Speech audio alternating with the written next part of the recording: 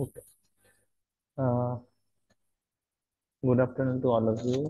आज आपण opioid analgesics आणि अँटागोनिस्ट हा टॉपिक पाहणार आहोत. तर अनालिसिस हे असे ड्रग आहेत की जे पेन रिलिव्हिंग साठी यूज केले जातात. आणि ह्या analysis point of view day to day clinical प्रॅक्टिसमध्ये दोन ग्रुप कॉमनली यूज केले जातात. त्याला आपण पेन किलर्स असंही म्हणतो. त्यामध्ये non steroidal anti inflammatory drugs हा एक ग्रुप आहे. ॲस्पिरिन लाईक अनाल्जेसिक असं आपण म्हणतो त्यांना, किंवा त्यांना नॉन ओपाइड अनाल्जेसिक किंवा नॉन नार्कोटिक अनाल्जेसिक असंही म्हणतात. तर ऑटोकॉइड्स मध्ये non steroidal anti inflammatory drugs आपण डिटेलमध्ये डिस्कस केलेले आहेत. जे ड्रग प्रोस्टाग्लॅंडिन सिंथेसिस इनहिबिट करून ऍक्ट होतात बाय इनहिबिटिंग कॉक्स एन्झाईम. आणि त्यानंतर अजून एक ग्रुप जो analysis point of view use केला जातो तो आहे ओपाइड अनाल्जेसिक्स. त्याच्यामध्ये मॉर्फिन नावाचा ड्रग हा प्रोटोटाइप आहे, तो डिटेलमध्ये आपण डिस्कस करणार आहोत. आणि ओपाइड अनाल्जेसिक्स हेही पेन रिलिव्हिंग साठी वापरले जातात. मोस्टली सुपरफिशियल पेन असेल त्यावेळेस आपण non steroidal anti inflammatory drugs use करतो. आणि ओपाइड अनाल्जेसिक हे डीप विसरल पेन मध्ये आपण यूज करतो. मॉर्फिन जरी प्रोटोटाइप असला ओपाइड अनाल्जेसिस मधला, तरी day to day clinical practice मध्ये मॉर्फिन हा कॉमनली यूज केला जात नाही. कारण त्याला जे युफोरिक इफेक्ट आहेत, प्लेजरेबल इफेक्ट आहेत, त्याच्यामुळं ऍडिक्शन होण्याचे चान्सेस जास्त आहे, अब्यूज लायबिलिटीचे चान्सेस जास्त आहे. त्यामुळं डे टू डे क्लिनिकल प्रॅक्टिसमध्ये मॉर्फिन हा कॉमनली यूज केला जात नाही. तर बाकी ओपाइड अनाल्जेसिक्स आपण यूज करतो. त्यात ट्रॅमॅडॉल नावाचा ड्रग पेन रिलिव्हिंग साठी खूप कॉमनली यूज केला जातो. तर CCMP exam point of view opioid analgesics topic long question point of view महत्वाचा आहे. त्यामध्ये मॉर्फिनच्या pharmacological action, mechanism of action, pharmacological action आणि युजेस हे महत्वाचे आहेत. त्याचप्रमाणे मॉर्फिन पॉइझनिंग मध्ये कोणते ड्रग्स आपण यूज करतो, मॉर्फिन डिपेंडन्स असेल तर काय केलं पाहिजे, आणि कॉशन व्हाईल युजिंग मॉर्फिन. तर मॉर्फिन काही कंडिशन मध्ये कॉन्ट्रा इंडिकेटेड आहे, तो काय आहे ते पण 2 मार्कला विचारलं जाऊ शकतं. जसं Y morphine is Contra indicated in head injury patient. मग ते 2 मार्कचा क्वेश्चन जो आहे तो त्या टाईपच्या क्वेश्चन मॉर्फिनशी रिलेटेड 2 मार्कासाठी येऊ शकतात. त्यानंतर युजेस ऑफ मॉर्फिन आहे. तर मॉर्फिन हा प्रोटोटाइप असल्यामुळे आपण मॉर्फिन डिटेलमध्ये डिस्कस करणार आहोत आणि बाकीचे drugs as compare to morphine आपण कम्पेअर करणार आहोत. तर तुम्ही क्लिनिकल प्रॅक्टिसमध्ये ओपाइड अनाल्जेसिक मधले कोणते ड्रग यूज करतात किंवा केलेले आहेत? ट्रॅमेडॉल. ट्रामेडॉल. ओके. बाकी अजून कोणते? फॅन्टॅनिल. फेंटेनिल क्रोनिक पेनसाठी. Fentanyl. Cancer related pain, transdermal hmm. Patch, fentanyl. अजून मॉर्फिन कोणी यूज केले? हो, केलाय सर मॉर्फिन यूज कॅन्सर मध्ये. कॅन्सर मध्ये केले. हम्म. लॉंग टर्म साठी तसं तो अवॉइड केला पाहिजे कॅन्सर पेन. हम्म. तर जे डीप विसरल पेन आहे किंवा कॅन्सर रिलेटेड पेन आहे, त्यात आपल्याला स्ट्रॉंग अनाल्जेसिस लागतो. त्यात आपण ओपाइड अनाल्जेसिस यूज करतो. मग मॉर्फिन आहे, फेंटॅनिल आहे, ट्रायमॅडॉल आहे. ओके. तर मॉर्फिन विषयी आपण डिटेल डिस्कस करूया आणि बाकीचे ड्रग मॉर्फिनशी कम्पेअर करूया. ओके. तर इंट्रोडक्शन पार्ट मध्ये, आता इंट्रोडक्शन पार्ट काही एक्झाम मध्ये तुम्हाला डिटेल मध्ये कोणी विचारणार नाही, just knowledge point of view पाहिजे. तर आता पेन म्हणजे काय, त्याला आपण अल्जेसिया असं म्हणतो. अल्जेसिया म्हणजे पेन, आणि अनाल्जेसिक म्हणजे these are the substance which relieve pain. तर अल्जेसियाचा अर्थ आहे पेन, आणि अनाल्जेसिक शब्दाचा अर्थ आहे drug substance which relieves pain. Okay. So what is algesia? What is pain? It is a ill-defined, unpleasant bodily sensation. ते आपण डिफाईन नाही करू शकत. अनप्लेझंट सेन्सेशन असतं आणि usually evoked by external or internal noxious stimulus. Generally काही external noxious stimuli किंवा internal noxious स्टिम्युलायमुळे हे पेन प्रोड्यूस होतं. तर pain is an ill defined unpleasant bodily sensation usually evoked by an external or internal noxious stimuli. Actually, pain is a warning signal, primarily protective in nature, but pain also responsible for discomfort and suffering. Sometimes pain is unbearable, okay, and incapacity. So this is the most important symptom that brings the patient to the physician. म्हणजे pen हे एक warning signal आहे आणि त्याच्यामुळं patient हा डॉक्टरकडे येतो. म्हणजे एक वॉर्निंग सिग्नल आहे. परंतु भरपूर वेळा हे पेन डिस्कम्फर्ट सफर प्रोड्यूस करतं, अनबिअरेबल असतं, इनकॅपॅसिटेटिंग असतं. त्यामुळे ते रिलीव्ह करणं फार महत्वाचं आहे आणि ते रिलीव्ह करण्यासाठी वी यूज एनाल्जेसिक ड्रग. आता ह्या पेन बरोबर काही असोसिएटेड कॉम्पोनंट पण असतात. काय असतात ते असोसिएटेड कॉम्पोनंट पेन बरोबर? apprehension. What is apprehension? It is the feeling of something bad will happen. काहीतरी वाईट घडणार आहे अशी भीती वाटणं त्याला ऍप्रिहेन्शन असं म्हणतात. त्यानंतर nausea, sweating, palpitation, rise or fall in BP, increase respiratory rate त्याला टॅकिपनिया म्हणतात आणि sinking sensation. These are the associated component of the pain. म्हणजे काही वेळेस ह्या पेन बरोबर हे कॉम्पोनंट प्रेझेंट असतात. मोस्टली हे ऑटोनॉमिक मॅनिफेस्टेशन आहे.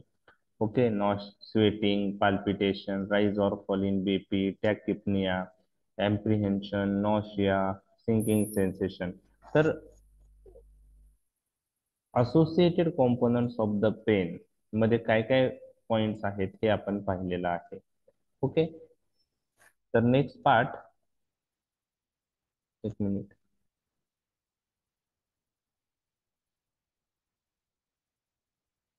What are analgesic? A drug that selectively relieves pain by acting in the CNS or on peripheral pain mechanisms without significantly altering consciousness. त्याला आपण analgesic म्हणतो.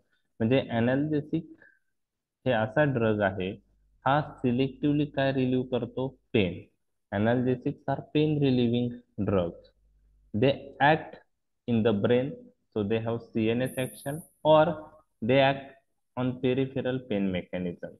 So drugs which selectively relieve pain by either acting in the CNS or on peripheral pain mechanism or due to both action without significantly altering consciousness. म्हणजे हे drug selectively pen relieve करतात, consciousness loss करत नाही.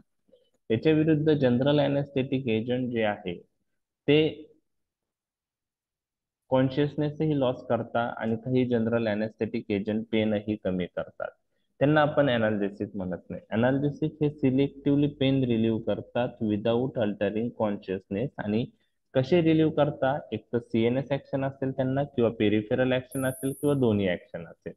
Okay, coming to the next. Analgesics relieve pain as a symptom without affecting the cause. ते pen कशामुळे आहे, त्याचा cause काय आहे, त्या कॉजला अनाल्जेसिक काही करत नाही, ट्रीट करत नाही. अनाल्जेसिक फक्त पेन कमी करतात. ओके, समजा आता केरीजमुळं पेन होत आहे, टूथ एक होते केरीज झाल्यावर, पेन किलर दिल्यावर पेन कमी होणार आहे, पण ती केरीजवर काही इफेक्ट नाहीये. Okay, analgesic relieve the pain as a symptom, so symptomatic improvement is there. तर अनाल्जेसिकचे मेन दोन ग्रुप आहे आणि आता थर्ड ग्रुप पण आहे, ऍड झालेला आहे, तो पण आपण पाहणार आहोत. तर पहिला आहे ओपाइड अनाल्जेसिक, त्यालाच आपण मॉर्फिन लाईक अनाल्जेसिक म्हणतो, त्यालाच आपण नार्कोटिक अनाल्जेसिक म्हणतो, कारण ते ड्रग जे आहे ते युफोरिक सिम्पटम्स प्रोड्यूस करतात, त्यांना अब्यूज लायबिलिटी आहे. ओके, नार्कोसिस करतात. आणि दुसरा ग्रुप आहे non steroidal anti inflammatory drugs, aspirin like अनाल्जेसिक, त्यांना नॉन ओपाइड किंवा नॉन नार्कोटिक अनाल्जेसिक असेही म्हणतात. तर यापैकी एनसेट्स आपण डिटेलमध्ये डिस्कस केलेले आहेत. ओके, आणि आज आपण ओपाइड अनाल्जेसिक डिस्कस करत आहोत. तिसरा एड्ज्युन अनाल्जेसिक्स आहे, म्हणजे मेन जे ग्रुप आहे त्याच्याबरोबर हे ऍड करतात. त्यात काही अँटी कन्व्हर्जन ड्रग आपण पेन कमी करण्यासाठी वापरतो, काही अँटी डिप्रेशन ड्रग वापरतो. तर कोणते अँटी कन्व्हर्जन वापरतो आपण? गॅबापेंटिन, प्रीगॅबेलिन, कार्बामॅझेपाइन, ट्रायझेमिनल न्यूरॅल्जियासाठी तो चांगला ड्रग आहे. लॅमोट्रिजिन, तर हे ड्रग आपण यूज करतो. गाबापेंटिन डायबेटिक न्यूरोपॅथीमध्ये यूज करतात, प्रीगॅबेलिन डायबेटिक न्यूरोपॅथीमध्ये यूज करतात. तर हे एड्ज्युअन अनाल्जेसिक आहे. तर कोणते अँटी कन्व्हर्जन आपण एड्ज्युअन अनाल्जेसिक म्हणून यूज करतो? एमसीक्यू पॉईंट ऑफ व्ह्यू लक्षात ठेवायचं, गाबापेंटिन किंवा प्रीगॅबेलिन किंवा कार्बामॅझेपाइन किंवा लॅमोट्रायझिन. तर आपण अँटी इपिलेप्टिक टॉपिक जेव्हा डिस्कस करू त्यावेळेस हे ड्रग येतील त्यामध्ये. आणि अँटी डिप्रेशन मध्ये ॲमिट्रिप्टिलिन आणि डुलोक्झेटिन ही एड्ज्युअन अनाल्जेसिक म्हणून यूज केले जातात. तर हे 3 ग्रुप अनाल्जेसिक पॉइंट ऑफ व्ह्यू आहेत. ओके, तर आता आपण पहिले ओपाइड अनाल्जेसिसचा इंट्रोडक्शन पार्ट डिस्कस करणार आहोत. तर आता बेसिक गोष्टी काही मी डिस्कस करत आहोत. काही ओपाइड अनाल्जेसिस जे आहेत ते नॅचरल कंपाऊंड्स आहेत, म्हणजे नॅचरली ते ऑब्टेंड होतात. ओके, त्यामध्ये मॉर्फिन नावाचा ड्रग जो आहे तो नॅचरल कंपाऊंड आहे, कोडिन नॅचरल कंपाऊंड आहे. त्यानंतर त्यांना मॉडिफाय करून सेमी सिंथेटिक डेरिव्हेटिव्ह डेव्हलप झालेत. मॉर्फिनला मॉडिफाईड करून डायॲसिटिल मॉर्फिन डेव्हलप झाला, त्याला हेरोईन असं म्हणतात. त्याला खूप जास्त अब्यूज लायबिलिटी प्रॉपर्टी आहे. कोडिनला मॉडिफाईड करून फोल कोडिन आलेला आहे, मॉर्फिनला मॉडिफाय करून इथिल मॉर्फिन आलेला आहे. तर सेमी सिंथेटिक आहे. आणि काही ओपड अनालिसिक हे सिंथेटिक आहेत, त्याच्यात ट्रॅमॅडॉल आहे, फेंटॅनिल आहे, रॅमिफेंटॅनिल आहे, पेथिडिन आहे. तर हे सिंथेटिक आहे. तर आता ओपाइड अनालिसिस मध्ये जे नॅचरल कंपाऊंड आहे ते कशापासून ऑप्टेन होतात?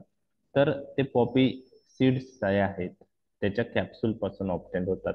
म्हणजे नॅचरल ओपाइड अनाल्जेसिक मॉर्फिन कोडिन हे 2 एक्झाम्पल तुम्हाला लक्षात ठेवायचे. आणि हे पॉपी सीड्स, पॅपाव्हरम सोमनिफेरम किंवा पॉपी सीड्सच्या कॅप्सूल पासून ते ऑप्टेन होतात. तर opium is a dark brown resinous material obtained from the poppy capsule. आणि हे opium contains 2 type of alkaloid, 2 प्रकारचे अल्कोलाइड त्याच्यात आहेत. Phenanthrene derivative. आता हे एक्झाम पॉईंट ऑफ व्ह्यू तुम्हाला लक्षात ठेवायचं नाहीये.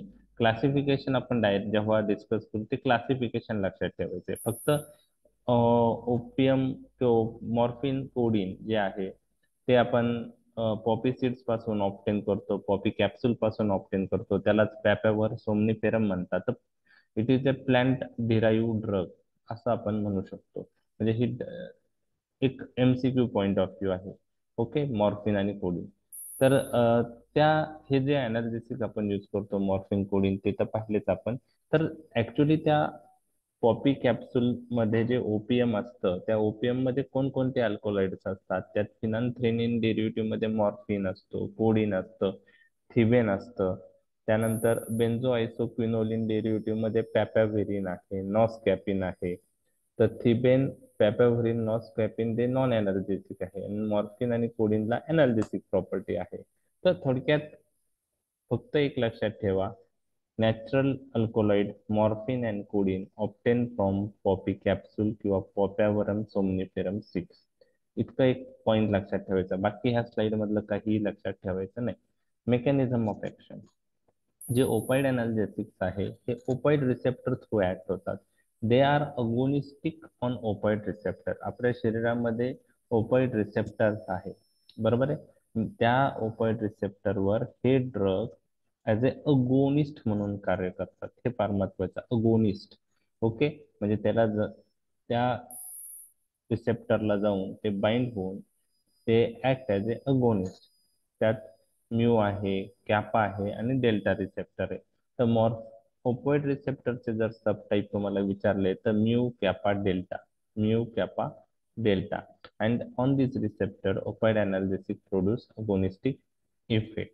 तर म्यू कॅपा डेल्टा हे 3 ओपोइड रिसेप्टरचे टाईप आहे आणि मॉर्फिन हा तिन्ही रिसेप्टरवर अगोनिस्ट म्हणून कार्य करतो. ज्यादा त्याची ऍक्शन म्यू रिसेप्टरवर आहे. तर opioid analgesic produce their action by acting as a agonist on one or more opioid receptor. Okay, हे एक लाईन मध्ये मेकॅनिझम तुम्हाला लिहायची. Morphine has strong agonistic action on mu receptor and moderate agonistic action on kappa and delta receptor. ह्या 2 line लिहिलं more than enough आहे. Okay, आता mechanism झाल्यानंतर आता ओपाइड अनाल्जेसिसचं क्लासिफिकेशन पाहण्याआधी फार्माकोलॉजिकल ऍक्शन आपण मॉर्फिनच्या पाहणार आहोत. मॉर्फिन हा प्रोटोटाइप आहे. प्रोटोटाइप असल्यामुळं आपण मॉर्फिन डिटेलमध्ये डिस्कस करत आहोत. जरी क्लिनिकल प्रॅक्टिसमध्ये मॉर्फिनपेक्षा बाकी ड्रग जास्त यूज होत आहेत, पेंटॅनिल, ट्रॅमॅडॉल, तरी पण मॉर्फिन हा जो ड्रग आहे प्रोटोटाइप असल्यामुळं त्यातले डिटेल्स फार्माकोलॉजिकल ऍक्शन तुम्हाला माहीत असणं गरजेचं आहे. आणि कॅन्सर पेशंटमध्ये पेन रिलीव्हसाठी मॉर्फिनचा यूज होतो, परंतु त्याचा बिगेस्ट ड्रॉबॅक जो आहे तो ॲब्यूज लायबिलिटी, हे पेशंटला डिपेंडन्स तयार होतो, त्यामुळे पेशंटला तो ड्रग परत परत घ्यायची इच्छा होते. तर त्या ड्रॉबॅकमुळे मॉर्फिनचं use day to day clinical प्रॅक्टिसमध्ये लिमिटेड आहे. ओके, जस्ट एक मिनिट.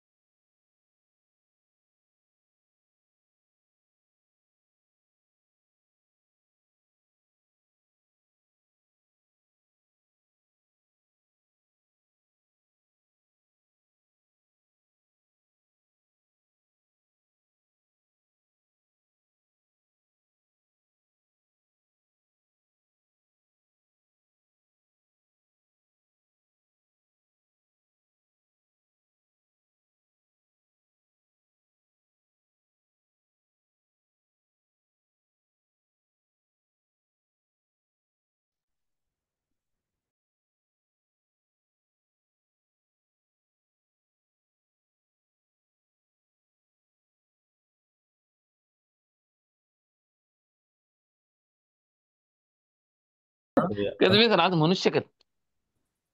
ओके, स्टार्ट करूया आपण. आता मॉर्फिन मेकॅनिझम ऑफ ऍक्शन लक्षात आले तुमच्या. As a agonist on which receptor? Opioid receptor. What are the types of opioid receptor? Mu mu receptor delta mu kappa Delta. Delta. आणि तिघांवर ते अगोनिस्टिक आहे मॉर्फिन. जास्त स्ट्रॉंगेस्ट ऍक्शन म्यूवर आहे आणि मॉडरेट ऍक्शन कॅपा आणि डेल्टावर आहे. आता फार्माकोलॉजिकल ऍक्शन मध्ये अनाल्जेसिक ऍक्शन कशी प्रोड्यूस होते ते पण तुम्हाला माहित पाहिजे आणि बाकी ऍक्शन्स पण माहित पाहिजे, जेणेकरून फार्माकोलॉजिकल ऍक्शनवर लॉंग क्वेश्चनचा पार्ट आला तर तुम्हाला माहित पाहिजे. त्यात आपण पहिले सिस्टीम वाईज फार्माकोलॉजिकल ऍक्शन्स म्हणजे आपल्याला सिस्टीम वाईज एक्सप्लेन करावं लागतं. मग पहिलं जी आहे ती सीएनएस ऍक्शन आहे. आता सीएनएस वर एखाद्या ड्रगचे ऍक्शन काय असू शकते? एक तर स्टिम्युलंट असू शकते किंवा सीएनएस डिप्रेसंट असू शकते. परंतु मॉर्फिनचं कसं आहे माहिती आहे का, साईट स्पेसिफिक ऍक्शन आहे. काही ठिकाणी ते डिप्रेसंट ऍक्शन आहे, काही ठिकाणी स्टिम्युलंट ऍक्शन आहे. तर डिप्रेसंट ऍक्शन जी आहे ती कुठं आहे आणि स्टिम्युलंट ऍक्शन कुठं आहे ते आपण पाहणार आहोत. तर मॉर्फिनला CNS point of view site specific depressant किंवा स्टिम्युलंट ऍक्शन आहे. Okay, they interact with mainly mu receptor as a full agonist. आता डिप्रेसंट ऍक्शन आपण मॉर्फिनच्या पहिले डिस्कस करणार आहोत. कोणत्या ऍक्शन? डिप्रेसंट, नंतर स्टिम्युलंट तर डिप्रेसंट ऍक्शन जे आहेत, ओके, तर त्यामध्ये 6-7 ऍक्शन आहेत, त्या आपण डिस्कस करणार आहोत. 7 ऍक्शन आणि स्टिम्युलंट मधल्या 4 ते 5 ऍक्शन जे आहेत ते आपण डिस्कस करणार आहोत. तर डिप्रेसंट ऍक्शन मध्ये पहिली आहे अनाल्जेसिक ऍक्शन. आता तुम्हाला कोणी विचारलं हाऊ मॉर्फिन रिलीव्ह पेन, तर तुम्ही सांगू शकता हा morphine acts on mu kappa delta receptor produce agonistic effect. ही झाली ऍक्शन. पण फार्माकोलॉजिकल इफेक्ट काय येतो, कसा येतो, पेन कसं रिलीव्ह होतं ते माहित पाहिजे, आणि कोणत्या टाईपचे पेन ते रिलीव्ह करतात, त्याचे सॅलियंट फ्युचर काय मॉर्फिन ऍज अ अनाल्जेसिक ते माहित पाहिजे. मग तुम्हाला त्या गोष्टी त्यात लिहायच्यात. Analgesic point of view, it is a very strong analgesic. त्यामुळं डीप पेन असेल, विसरल पेन असेल, कॅन्सर रिलेटेड पेन असेल, त्यात मॉर्फिन यूज केला जातो. Dull poorly localise visceral pain is relieve better than sharply define somatic pain. Somatic म्हणजे superficial pain. तर डीप विसरल पेन जास्त चांगल्या प्रकारे रिलीव्ह होतं. त्याचप्रमाणे nociceptive pain is relieve better than neuropathic pain किंवा न्यूरायटिक पेन. नॉसिसेप्टिव्ह पेन म्हणजे peripheral pain receptor activate झाल्यामुळं होणारा पेन, त्याला नॉसिसेप्टिव्ह पेन म्हणतो. That is relieve better than neuropathic pen.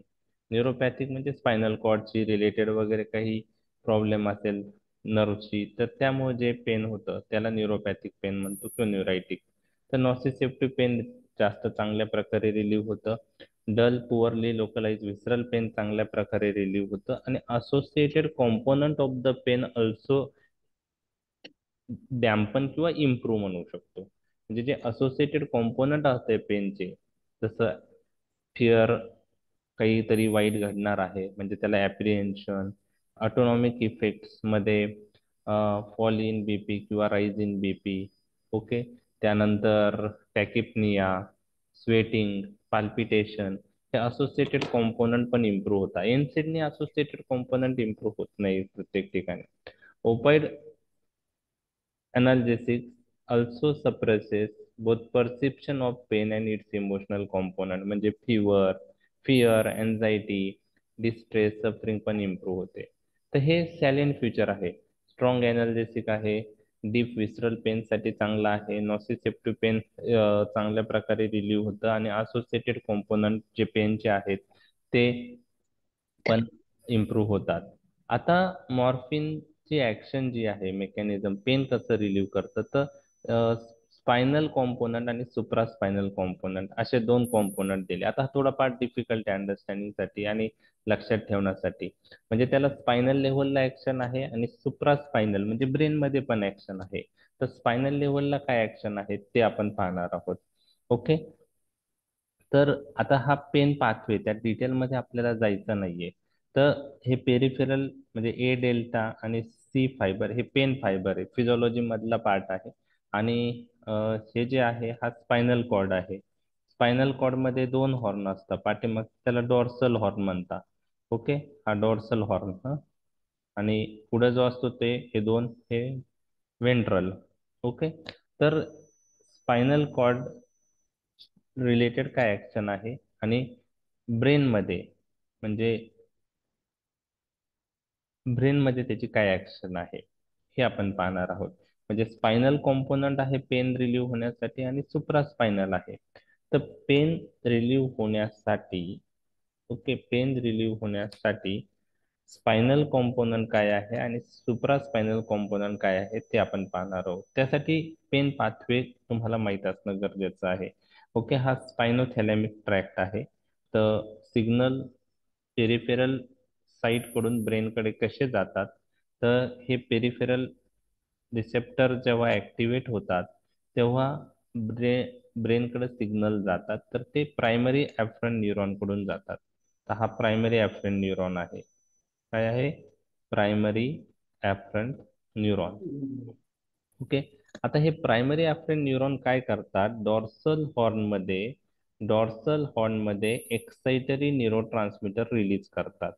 Okay, तर डॉर्सल हॉर्न मध्ये हा जो पार्ट आहे डॉर्सल हॉर्नचा, याला सबस्टन्सिया जिलॅटोनोसा असं म्हणतात. आणि ह्यामध्ये प्रायमरी ऍफरंट न्यूरॉन जे पेन इम्पल्स कॅरी करतात ते कोणते न्यूरोट्रान्समीटर रिलीज करतात? एक्साइटरी न्यूरोट्रान्समीटर रिलीज करतात.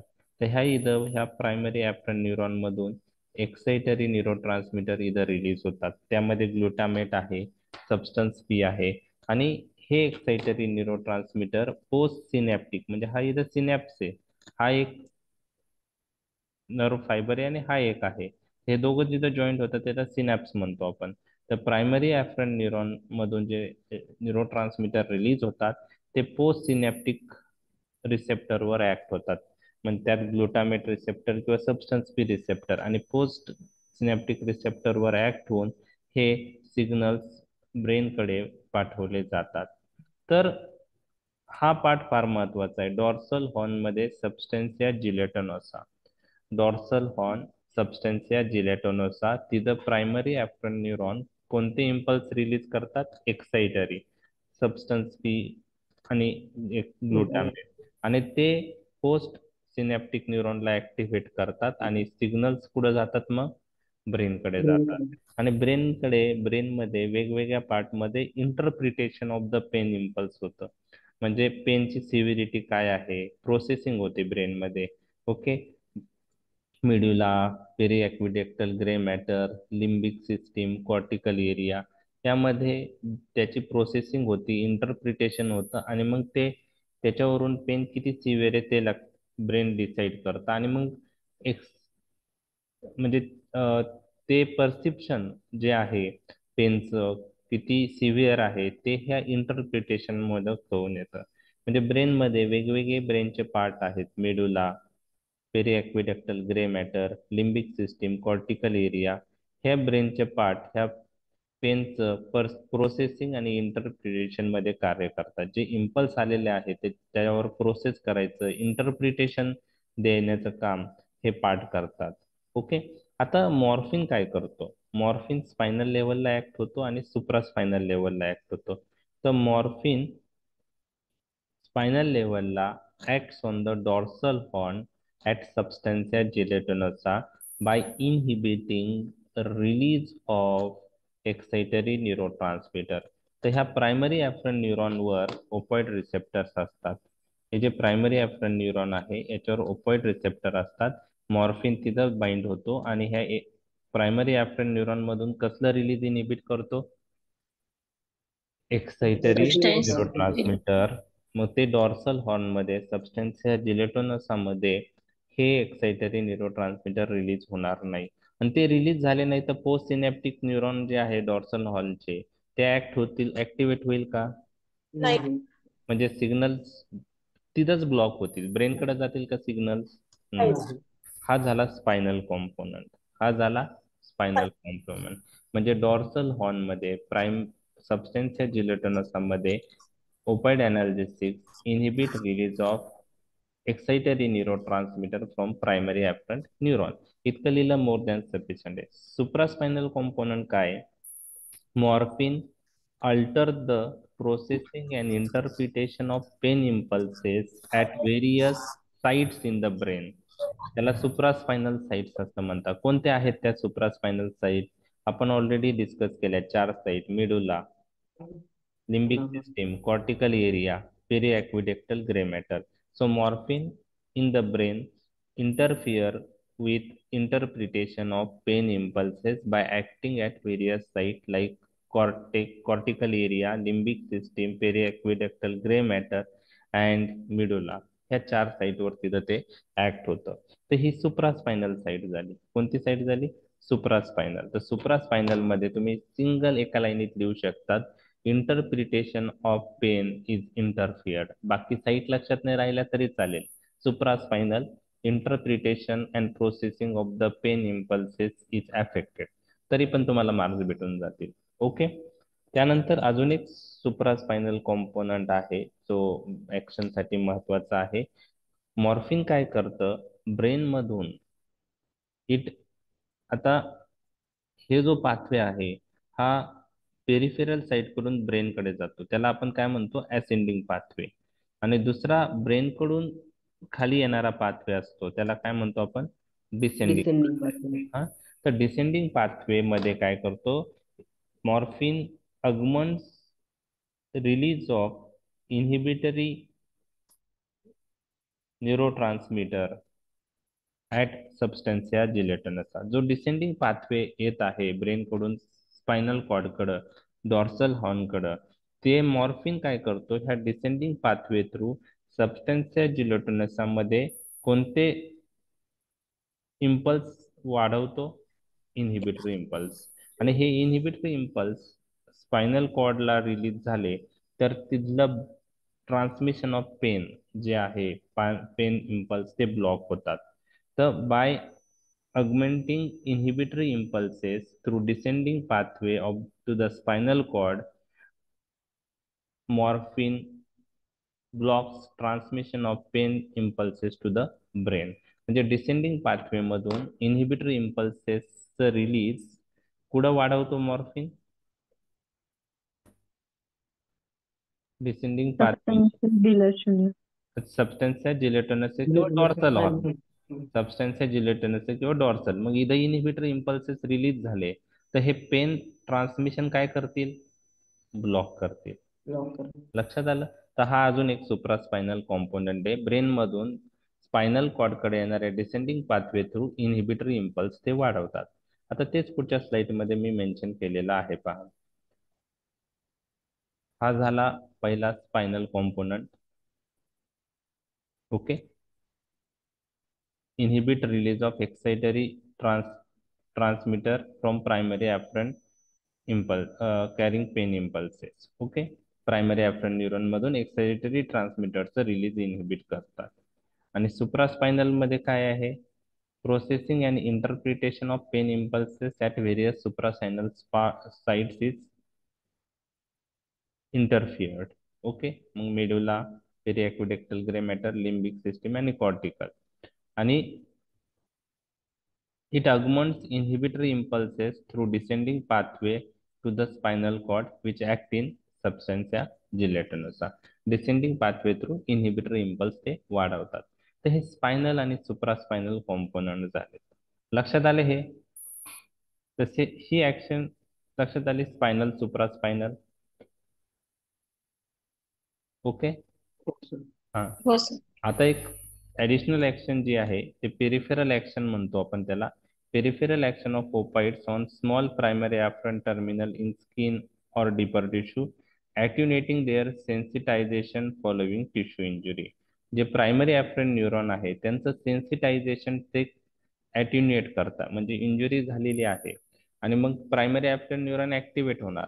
तर जे प्रायमरी अफरंट न्यूरॉन जर जास्त सेन्सिटिव्ह असेल तर थोडी जरी इंजुरी झाली तर पेन लगेच ब्रेन पेन पाथवे ऍक्टिव्हेट होऊन सिग्नल ब्रेन कडे जाईल. तर पेरिफेरल ऍक्शन ओपोइडचे असं आहे की जे प्रायमरी अफरंट टर्मिनल्स आहेत, प्रायमरी अफरंट न्यूरॉन आहे किंवा पेरिफेरल नर्व रिसेप्टर्स आहेत, त्यांचं सेन्सिटायझेशन ते ॲट्युन्युएट करतात. तर हे झालं अनाल्जेसिक ऍक्शन. डिप्रेशन मध्ये पहिली ऍक्शन आपण पाहिली. आता दुसरी ऍक्शन आहे सिडेशन. सिडेशनचा अर्थ तुम्हाला सगळ्यांना माहिती आहे, सिडेशन म्हणजे काय, बरोबर आहे? म्हणजे सिडेशनचा अर्थ असा आहे की झोप येणं, बरोबर? तर सिडेशन हे खूप सारे ड्रग्स प्रोड्यूस करतात. Hypnotics, sedative hypnotics, benzodiazepine, barbiturate sedation produce करतात, बरोबर आहे? बरोबर आहे. परंतु हे जे सिडेशन असतं मॉर्फिनमुळं हे हिप्नोटिक्स पेक्षा थोडं वेगळं असतं.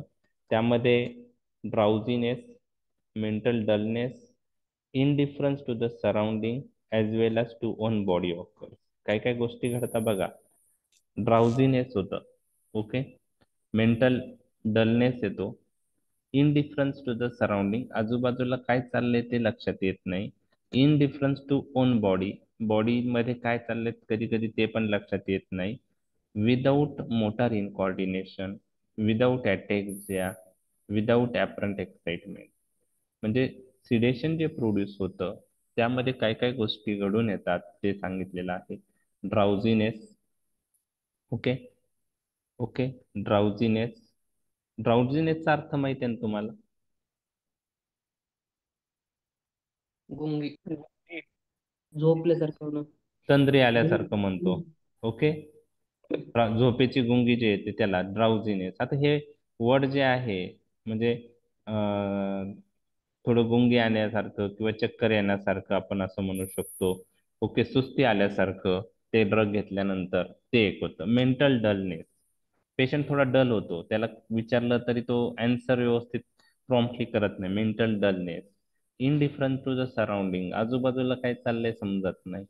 बरं, आपल्या बॉडीत काय चाललं, indifference to the own body occurs. परंतु मॉर्फिन मध्ये जे सिडेशन होतं त्यात मोटार इन कोऑर्डिनेशन होत नाही. म्हणजे मोटार इन कोऑर्डिनेशन म्हणजे चालताना किंवा मुवमेंट करताना व्यवस्थित होतात. ॲटेक्झिया दिसत नाही. ओके, ॲटेक्झिया होत नाही आणि ॲपरंट एक्साइटेशन होत नाही. म्हणजे पेशंट ॲपरंटली एक्साइटेड मध्ये जात नाही. ओके, ॲटेक्झिया म्हणजे बॅलन्स कोऑर्डिनेशन इम्पेअर्ड होणं. तर अल्कोहोलमध्ये पण ड्राउझिनेस होतं, इनडिफरन्स टू द सराउंडिंग होतं, इनडिफरन्स टू द ओन बॉडी होऊ शकतं. पण अल्कोहोलमध्ये मोटार इनकॉर्डिनेशन होतं, अल्कोहोलमध्ये अटॅक्झिया डेव्हलप होऊ शकतं, ॲपरंट एक्साइटमेंट होऊ शकते, ती मॉर्फिन मध्ये होत नाही. म्हणजे मॉर्फिन मधलं सिडेशन आणि अल्कोहोलचं हे वेगळं आहे. बरोबर. ओके, तर पहिला पॉइंट लक्षात ठेवायचा आहे सिडेशन मध्ये drowsiness, mental dullness, indifference to the surrounding आणि indifference to own body.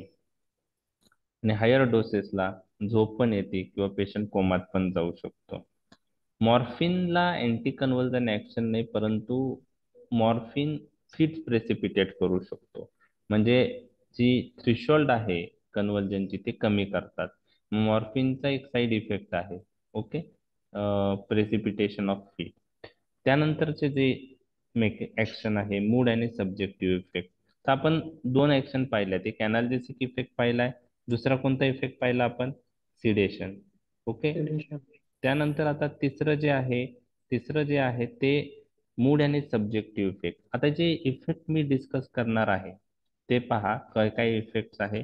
Overall मॉर्फिनला calming effect आहे, म्हणजे पेशंट काम राहतो, बरोबर, शांत राहतो, calming effect. There is loss of apprehension, म्हणजे जी फिअर असते समथिंग बॅड विल हॅपन ती लॉस होऊन जाते. त्यानंतर फिलिंग ऑफ डिटॅचमेंट, आतमधून डिटॅचमेंट झाल्यासारखं वाटतं. Lack of initiative, limbs feel heavy, body warm, mental clouding, डोक्यामध्ये सगळं विचारांचं हे माजलेलं असतं, म्हणजे त्याला ते मेंटल क्लाउडिंग झालेलं असतं. ओके, खूप सारे विचार आहेत. आणि इनएबिलिटी टू कॉन्सन्ट्रेट. पहा कोणकोणते मॅनिफेस्टेशन आहे.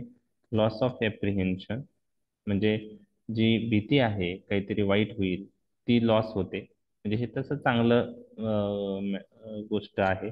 पण बाकीच्या गोष्टी पहा, नॉर्मल सब्जेक्टमध्ये ह्या गोष्टी कशा असतील तुम्ही मला सांगा. Feeling of detachment, lack of initiative, limbs feel heavy, body warm, mental clouding, inability to concentrate, हे प्लेजरेबल इफेक्ट आहेत की अनप्लेजरेबल? अनप्लेस. अनप्लेजरेबल. तर हे नॉर्मल इंडिव्हिज्युअल मध्ये सेम हे जे इफेक्ट आहे अनप्लेजरेबल आहे.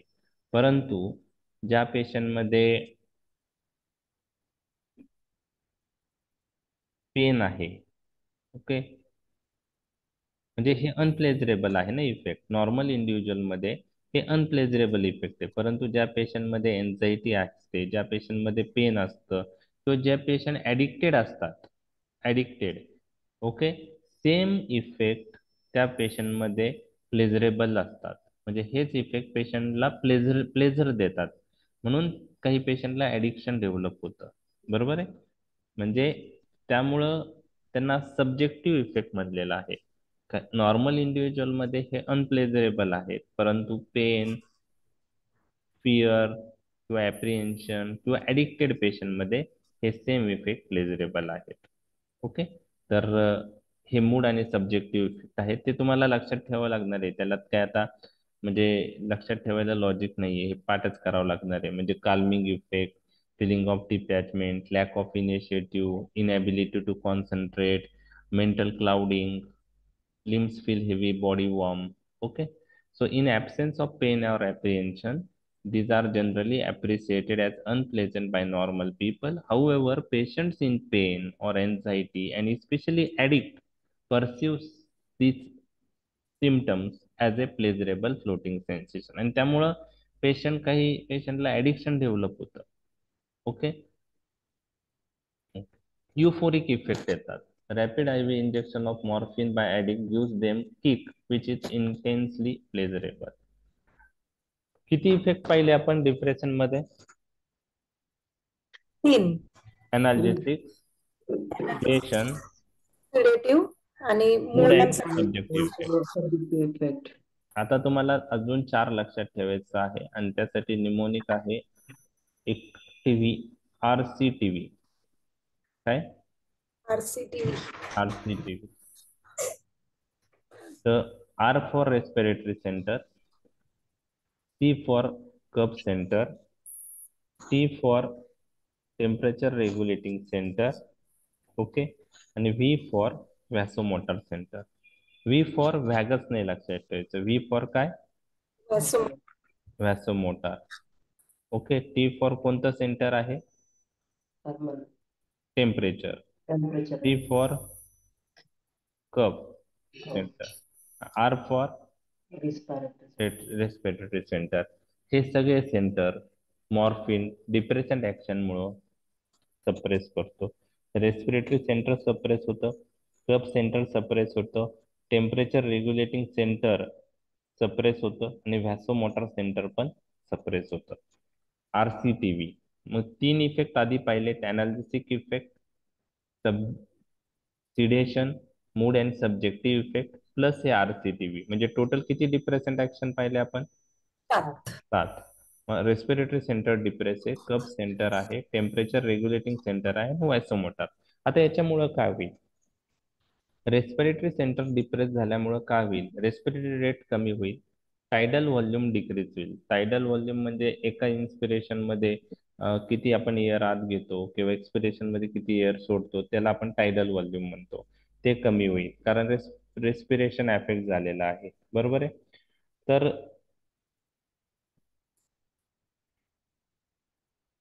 रेस्पिरेटरी रेट कमी होणं, टायडल व्हॉल्यूम डिक्रीज होणं हे मॅनिफेस्टेशन आहे. ओके, आता प्रत्येक पेशंट मध्ये रेस्पिरेटरी सेंटर म्हणजे आता मॉर्फिन दिलं म्हणजे रेस्पिरेटरी सेंटर डिप्रेस होणार का? प्रत्येक म्हणजे सिग्निफिकंटली होतो का? तर त्याचा आन्सर काय आहे की जर अदर कोमॉर्बिडिटी नसतील तर रेस्पिरेटरी सेंटर डिप्रेशन ऍक्शन एवढी सिग्निफिकंट नाहीये. म्हणजे आपण एनालिसिक पॉइंट ऑफ व्ह्यू मॉर्फिन जेव्हा देतो हेल्थी इंडिव्हिज्युअल मध्ये रेस्पिरेटरी डिप्रेशन लगेच दिसून येत नाही. पण कोणत्या पेशंट मध्ये जास्त आहे? जर मॉर्फिन बरोबर अदर सिडेटिव्ह ड्रग्स दिलेत पेशंटला अस्थमा आहे, COPD आहे, कॉर्पल्मोनरी आहे, लिव्हर किंवा किडनी डिसीज आहे, म्हणजे जर कोमॉर्बिडिटी असतील तर ही रेस्पिरेटरी डिप्रेशन ऍक्शन ही सिग्निफिकंटली दिसून येते. नॉर्मल इंडिव्हिज्युअल मध्ये रेस्पिरेटरी सेंटर डिप्रेशन ऍक्शन ही सिग्निफिकंटली दिसून येत नाही. म्हणजे असोसिएटेड कोमॉर्बिडिटी पाहिजे, जसं अस्थमा, COPD, कॉर्पल्मोनरी, लिव्हर किंवा किडनी प्रॉब्लेम त्यामध्ये जास्त दिसतं. किंवा अजून एखादा CNS डिप्रेशन ड्रग पेशंट घेत असेल आणि तो पण रेस्पिरेटरी सेंटर डिप्रेस करत असेल तर ऍडिटिव्ह इफेक्ट येतो. आणि हायर डोस मध्ये death is due to respiratory paralysis. Death is due to respiratory paralysis. त्यानंतर जे 3 ड्राईव्ह आहे रेस्पिरेटरी सेंटर स्टिम्युलेट होण्याचे ते सप्रेस होतात. त्यात न्यूरोजेनिक ड्राईव्ह आहे, हायपर कॅपनिक म्हणजे CO2 रिटेन झाल्यामुळेचा ड्राईव्ह आहे आणि हायपोक्सिक ड्राईव्ह. तर neurogenic drive, hypercapnic drive आणि hypoxic drive to the respiratory centre are suppress in succession. म्हणजे पहिले न्यूरोजेनिक ड्राईव्ह सप्रेस होणार, त्यानंतर हायपर कॅपनिक ड्राईव्ह सप्रेस होणार आणि शेवटी हायपोक्सिक ड्राईव्ह पण सप्रेस होणार. In addition respiratory centre direct depress होतच. In addition there is indifference to the breathing. म्हणजे इनडिफरन्स टू द ब्रीदिंग म्हणजे काय की पेशंटनी मॉर्फिन घेतल्यामुळं इतकं सिडेशन येतं की ते श्वास घेणं पण व्यवस्थित घेत नाही, त्याला इनडिफरन्स टू द ब्रीदिंग असं म्हणतो. मग त्या पेशंटला ॲपनिक पेशंटला आपण जर कमांड केली की श्वास घे घे तेव्हा तो श्वास घ्यायचा ट्राय करतो. तर इनडिफरन्स टू द ब्रीदिंग मुळे ही रेस्पिरेटरी रेट कमी होतो. तर रेस्पिरेटरी सेंटर सप्रेस होतात, रेस्पिरेटरी रेट कमी होतो, टायडल व्हॉल्यूम कमी होता आणि हे हेल्थी इंडिव्हिज्युअल मध्ये एवढं सिग्निफिकंटली दिसून येत नाही, पण असोसिएटेड कोमॉर्बिडिटी असेल तर दिसून येतं. कप सेंटर सप्रेस होतो, त्याच्यामुळे कोडिन आपण कशात यूज करतो? कफ मध्ये ड्राय कफ कोणत्या? ड्राय ड्राय कफ. कप. ड्राय कप मध्ये ड्राय कप मध्ये. तर मॉर्फिन नाही करत, पण कोडिन आपण यूज करतो. कोरेक्स नावाचं अँटीटसिव्ह. अँटी अँटीटेस्ट. Very good. त्यानंतर टेम्परेचर रेग्युलेटिंग सेंटर डिप्रेस होतं. ते सेपरेस झाल्यामुळे काय होतं की जनरली कोल्ड एन्व्हायरमेंट मध्ये पेशंट आपण टेम्परेचर कंट्रोल करायचं ट्राय करतो आपल्या बॉडीचं, पण आता टेम्परेचर सेंटरच सप्रेस झाले तर हायपोथर्मिया होतं कोल्ड सराउंडिंग मध्ये.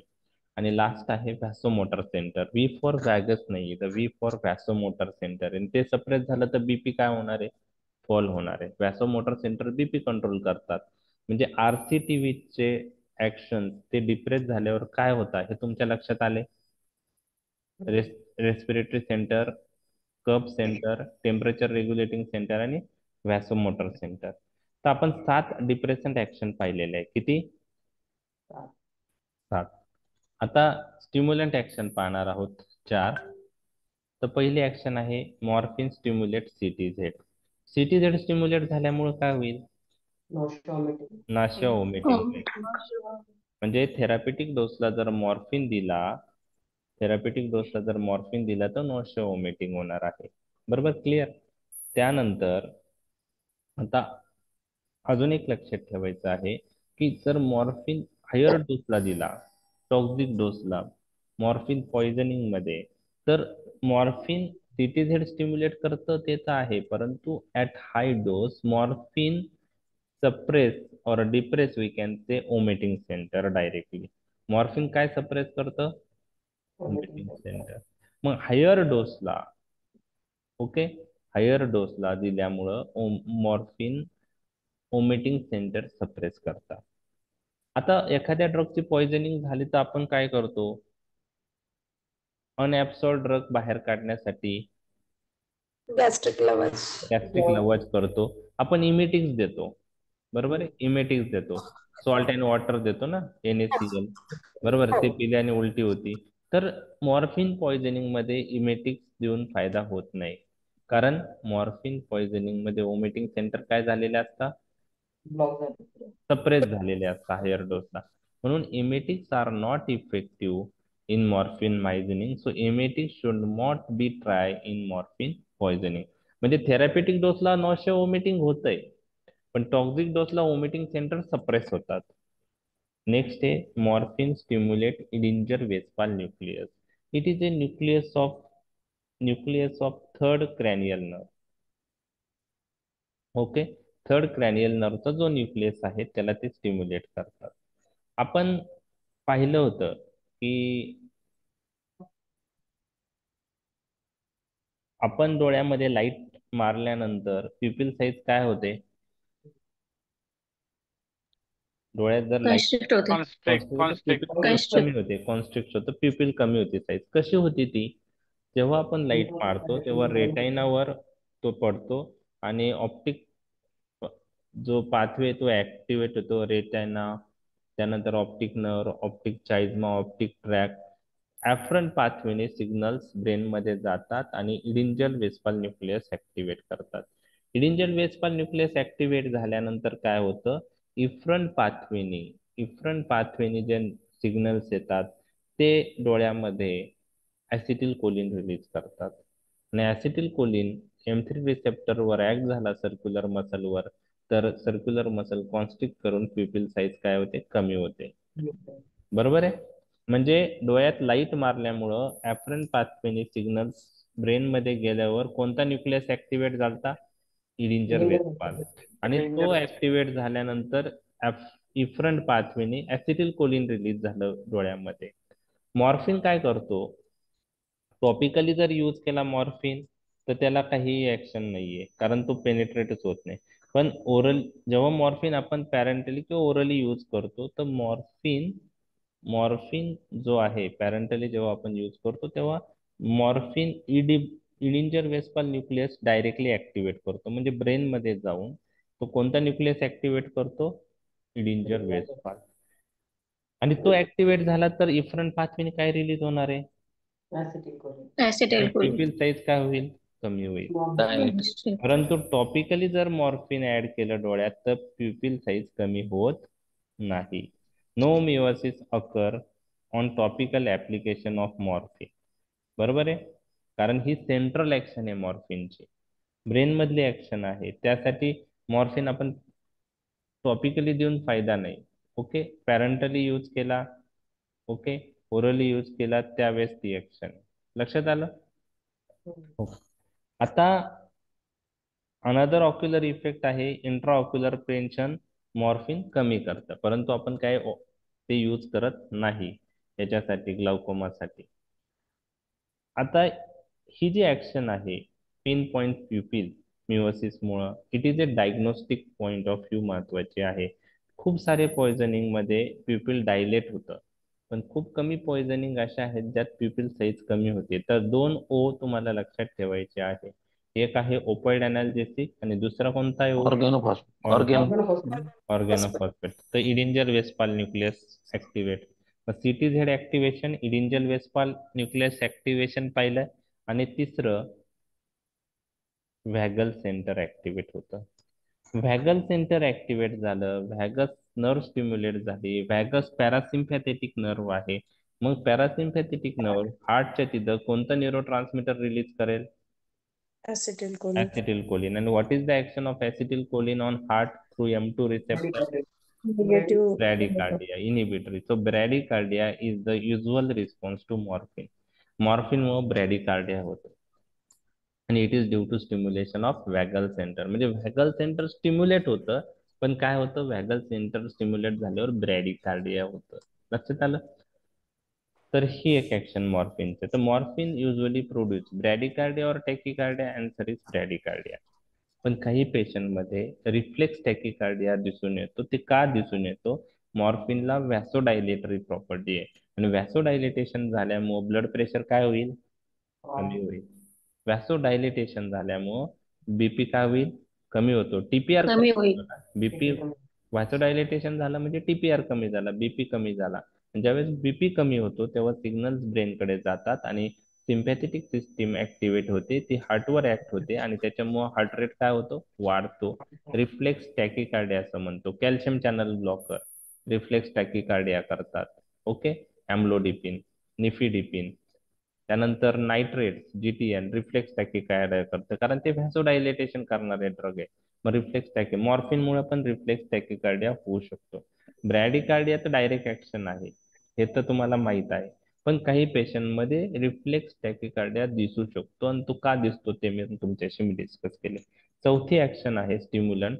Certain cortical and hippocampal areas are also stimulated, आणि हिप्पोकॅम्पल आणि कॉर्टिकल एरिया स्टिम्युलेट झाल्यामुळं मॉर्फिनमुळे ट्रंकल रिजिडिटी येते, इमोबिलिटी येते. जनरली हायर डोसला ते दिसून येतं. तर हे 4 action stimulant point of view तुम्हाला लक्षात ठेवायचे आहे. ओके, कोणकोणत्या ऍक्शन आहेत ह्या? CTZ stimulation, Edinger Edinger Westphal nucleus stimulation, vagal centre stimulation, आणि सर्टन कॉर्टिकल आणि hippocampal area stimulation. Morphine lower seizure threshold, त्यामुळं कन्व्हर्जन प्रेसिपिटेट होतात. त्याचप्रमाणे मॉर्फिन पॉइझनिंग मध्ये कन्व्हर्जन्स येतात. Morphine causes excitation instead of sedation in an occasional. कधी कधी excitation करू शकतो, ते नाही लक्षात ठेवलं तरी चालेल. ओके, आता आपण सीएनएस ऍक्शन संपवलेले आहेत. किती ऍक्शन झाल्या टोटल? 7 डिप्रेसंट ऍक्शन आणि 4 स्टिम्युलंट ऍक्शन, 11 ऍक्शन. ओके, कुठं कुठं आहे ते पहा. एक एक 2-2 लाईन त्यातले लिहिल्या मोर दॅन डिपेंड आहे. म्हणजे सीएनएस मध्येच तुम्हाला 10 ते 11 ऍक्शन लिहायला भेटणार आहे. लक्षात आलं? समजलंय? हो. आता त्यानंतर दुसऱ्या ऍक्शन्स आपण पाहतो आहोत, न्यूरो एंडोक्राइन ऍक्शन. आता सीएनएस सोडून बाकी कोणते ऍक्शन आहे? न्यूरो एंडोक्राइन आहेत, सीव्हीएस ऍक्शन्स आहेत, जीआयटी ऍक्शन आहे, अदर स्मूथ मसल्स वरचे ऍक्शन आहेत. त्या बाकीच्या ऍक्शन्स आपण पाहणार आहे. टोटल 5 ऍक्शन, आपण 5 सिस्टीमशी रिलेटेड. तर न्यूरो एंडोक्राइन ऍक्शन काय आहे ती आपण पाहणार आहे. आता तुम्हाला माहित आहे की पिट्युटरी ग्लॅन्ड जी आहे ती काही हार्मोन्स रिलीज करते. जसं FSH आहे, LH आहे, ACTH आहे. ओके, प्रोलॅक्टिन ग्रोथ हार्मोन आहे. तर हे पिट्युटरी ग्लॅन्ड जे हार्मोन रिलीजिंग आहे ते कशा थ्रू कंट्रोल होतं, ते हायपोथॅलॅमस थ्रू कंट्रोल होतं. म्हणजे हायपोथॅलॅमस काय करतो, पिट्युटरी ग्लॅन्डला स्टिम्युलेट करतो. FSH, LH, ACTH ची लेवल रिलीज वाढवतो. लक्षात आलं तुमच्या? म्हणजे हायपोथॅलॅमस जो ब्रेन मधला पार्ट आहे, हा कशावर ऍक्ट होतो, याच्यातून हा काय कंट्रोल करतो, पिट्युटरी ग्लॅन्डला. Okay, pituitary gland. Okay, short form लिहितो मी. आणि हायपोथॅलॅमसने जर पिट्युटरी ग्लॅन्ड ऍक्टिव्हेट केली तर कोणत्या हार्मोनचं रिलीज वाढवतं? FSH, LH, ACTH. ACTH. Okay, hypothalamus stimulate FSH, LH, ACTH release. बरोबर आहे. परंतु हायपोथॅलॅमस काय करतो, प्रोलॅक्टिन आणि ग्रोथ हार्मोनचं रिलीज इनहिबिट करतो. प्रोलॅक्टिन आणि ग्रोथ हार्मोनचं रिलीज काय करतो, तो कमी करतो. आणि FSH, LH, ACTH चं रिलीज वाढवतो. ओके, आता हे हायपोथॅलेमसची ऍक्शन आहे. मॉर्फिन काय करतो, ही हायपोथॅलेमसची ऍक्शन जी आहे पिट्युटरी ग्लॅन्डवर, ती ब्लॉक करतो. त्याने काय होईल मग? मग हे कमी होऊन जाईल FSH ते त्यांनी ब्लॉक केलं तर. हा, म्हणजे येस, FSH, LH, ACTH ची लेवल काय होईल, कमी होईल. आणि प्रोलॅक्टिन आणि ग्रोथ हार्मोनची लेवल काय होईल, Rise. इन्क्रीज होईल. ते तुम्हाला लक्षात ठेवायचं आहे. ओके, ते तुम्हाला लक्षात आहे. FSH, LH, ACTH level decrease होईल आणि प्रोलॅक्टिन ग्रोथ हार्मोनची लेवल वाढेल. Sex hormone cortisol level decrease होईल. बरोबर आहे, आपण पाहिलंय ते. ओके, त्यानंतर हेवी अब्युजर्स ऑफन, आता FSH, LH कमी झाला तर सेक्स हार्मोनची लेवल कमी होईल. ACTH ची लेवल कमी झाली तर कॉर्टिकोस्टेरॉइडची रिलीज कमी होईल. म्हणजे sex hormone cortisol level lower होईल. म्हणजे हेवी अब्युजर्स आहे, दे मे सफर loss from loss of libido, importance, menstrual इरेग्युलरिटी आणि इनफर्टिलिटी. म्हणजे न्यूरो एंडोक्राईनमुळे काय काय प्रॉब्लेम होऊ शकतात. जे मॉर्फिन अब्युजर्स आहेत त्यांना loss of libido, okay, loss of libido, okay, importance, menstrual irregularity आणि इनफर्टिलिटी, ह्या गोष्टी दिसून येतात. मॉर्फिन आता हे तर ऍक्शन करतं. Morphine can release ADH. ADH काय आहे, अँटी डायुरेटिक हार्मोन, आणि तो रिलीज झाल्यामुळं युरिन व्हॉल्यूम काय होईल, अँटी डायुरेटिक हार्मोन आहे तर युरिन व्हॉल्यूम कमी होऊ शकतं. तर ऍटलिस्ट तुम्हाला न्यूरो एंडोक्राईन मध्ये कशाचं रिलीज मॉर्फिन कमी करतं, कशाचं रिलीज ते वाढवतं, हे माहित पाहिजे. आणि हेवी अब्युजर्स मध्ये काय मॅनिफेस्टेशन त्याचे होऊ शकतात, हे तुम्हाला लक्षात ठेवायचे आहे. लक्षात आलं neuro endocrine action? Okay, Yes, sir. CVS action. तुम्ही मला सांगा, CVS मुळे what are the actions of morphine on CVS? Heart rate बद्दल काय आहे हे? Bradycardia. Bradycardia due to vagal stimulation. आणि रिफ्लेक्स टॅकिकार्डिया कशामुळे होईल? Vaso Hypotension. Dilatation, fall BP, hypotension मुळे होईल. बरोबर आहे. बर, आता मॉर्फिन व्हॅसो डायलेटेशन कसं करतं? मॉर्फिन व्हॅसोडायलेटेशन कसं करतं? तर एक मॉर्फिनला डायरेक्ट ऍक्शन आहे, जे ब्लड वेसलचा टोन होते ते कमी करतात. दुसरं, मॉर्फिन आपण पाहिलंय व्हॅसोमोटर सेंटर सप्रेस करत होते, त्यामुळं व्हॅसोडायलेटेशन होतं. आणि मॉर्फिन अजून एक सबस्टन्स रिलीज करतो, हिस्टॅमाइन. हिस्टॅमाइन पण व्हॅसोडायलेटेशन करतो. बरोबर आहे. आता मॉर्फिन हिस्टॅमाइन रिलीज करतो, त्याच्यामुळे व्हॅसोडायलेटेशन होतं. तर मॉर्फिनची ऍक्शन ब्रोंकायवर काय असेल हिस्टामाइन रिलीज झाल्यामुळं? Constriction. कन्स्ट्रक्शन असेल. कॉन्स्ट्रिक्शन असेल. हिस्टॅमाइन ब्रॉन्को कॉन्स्ट्रिक्शन करतो, पण इथं व्हॅसोडायलेटेशन का होतं? Due to release of what? Acetylcholine सारखंच आहे. काय रिलीज होईल इथं?